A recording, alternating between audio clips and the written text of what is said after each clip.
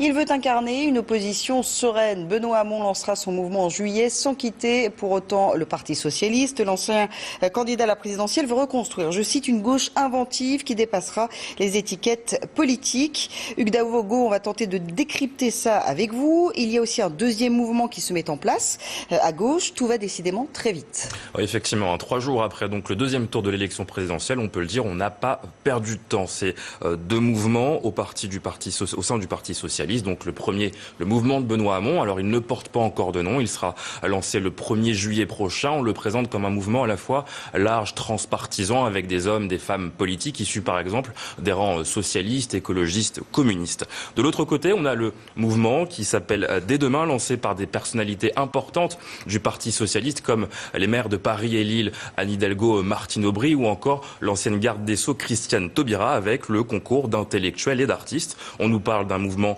d'innovation qui serait, je cite, ouvert à tous les humanistes qui croient encore en l'action. Mais dans l'entourage d'Anne Hidalgo, on nous précise qu'il ne s'agit pas de créer un parti ou un courant en tant que tel. Alors Hugues, que signifie la création de ces deux mouvements ?